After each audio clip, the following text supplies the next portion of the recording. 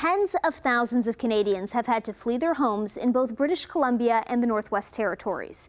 Being called an unprecedented situation, officials with the Central Okanagan Regional District in BC say there are nearly 10,000 properties on evacuation order in the area as of this morning. The federal government has sent in the Canadian Armed Forces to help combat the devastating wildfires. Some homes have already been lost.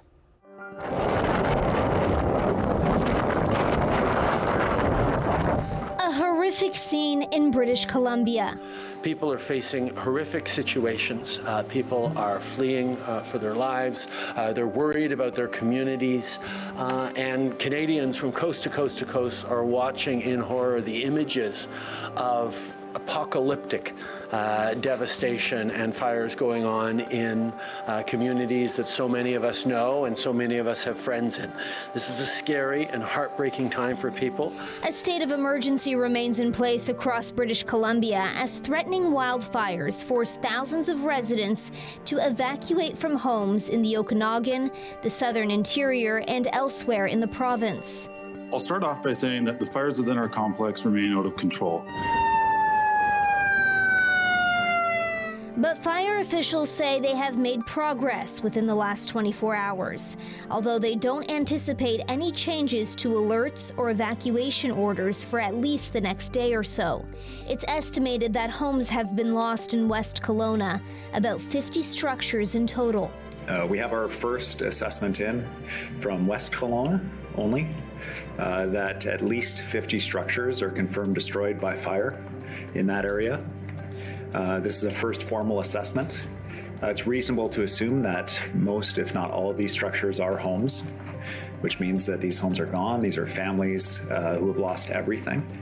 It is also probably news that is only going to get worse as assessments continue. This is just our first assessment out of West Kelowna. There are other communities that have lost homes, and those assessments will come in, and that information will be provided as it becomes available.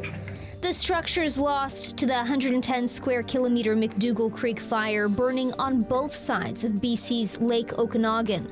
There are more than 380 blazes active in the province. Main reason I'm worried is because there's a lot of embers falling everywhere. When I came out here to let the firefighters know they had to manipulate their trucks to use a different pump, I had an ember fall on me. I actually have it in the store. We're looking at it, and it's about that long. We're on evacuation alert, so we got our to-go bags ready and prepared to leave. My house is in a pretty safe area, but a lot of my friends from campus have kind of moved in a little bit, so we're kind of a full house right now, just kind of getting everyone in a safe place. This time lapse shows how rapidly and ferociously the McDougall Creek fire moved north in just under 3 hours Thursday night, right before it jumped the lake. Some 2,000 kilometers to the north, a wildfire is also burning out of control in Yellowknife, the capital city of Northwest Territories, triggering evacuations of almost all of its 20,000 residents last week. The situation there shifted from defense to offense today after a weekend of cooler temperatures, favorable winds, and some rain. Joining us now to talk about the devastating weather events we've seen this summer is Ian Borsuk from Environment Hamilton. Ian, unprecedented wildfires, heat waves, and now hurricanes and historic rainfall. Have we ever seen a summer like this, and why is this all happening? Well, we haven't quite seen a summer like this before. Some of those things, aside from a hurricane in Los Angeles, I think we have seen before in some way.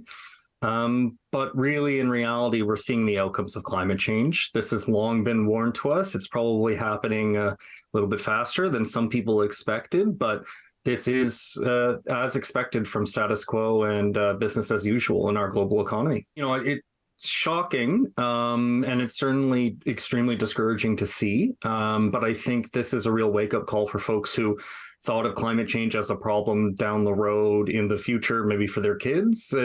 This is the results that we've been told by science, and we've been told by scientists for decades that we're going to see happening. It's just when we're talking about fires, hurricanes, other natural disasters that are going to be made worse or more frequent by climate change, maybe were thinking that those things wouldn't happen all at the same time. And, in the future, in future summers, we may not see future summers like this. I mean, hopefully not anytime soon, but we know that these events are going to become more prevalent. We know that they're going to become much more common. And I think really this should be the wake-up call for anyone who was doubtful of what the science was telling us for these last several decades. Trending online today was the word arson, with many tweeting theories about the fires in BC being deliberately set. Why do you think it's so difficult for some people to believe or accept climate change and instead find alternate explanations? Well, I mean, it's quite terrifying. I think it can be a lot more satisfying to chalk it up to arson, to it was a one-off freak event or something like that. It's a lot more satisfying. It's a lot more reassuring to have that viewpoint. But also at the same time, it's also extremely discouraging for environmentalists like me, because I think ultimately what that attitude does is it just pads the political defense around fossil fuel companies and around politicians that enable them. We're seeing massive destruction, just absolute devastation of working class people across Canada and elsewhere in the world. And, for folks to turn around and say, oh, well, it's nothing to be worried about. And, all these changes that we know have to happen to society don't actually have to happen because it's arson.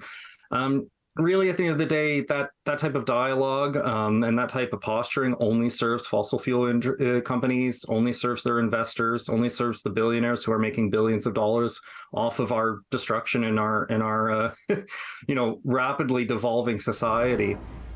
And Ian, you touched on this briefly, but I want to ask you, do you think these extreme weather events will become more frequent or more severe in the coming years? Yeah, and we know that they will. Again, all of the events that we're seeing unfolding, we were told they're going to happen. The IPCC has been reporting on these things. We know that these extreme weather events are going to become more severe. We know that summers are going to be drier and hotter. So we know that these are going to happen into the future. In future summers, maybe the forest fires won't be as extreme because we've burnt all of the forest that there is to burn.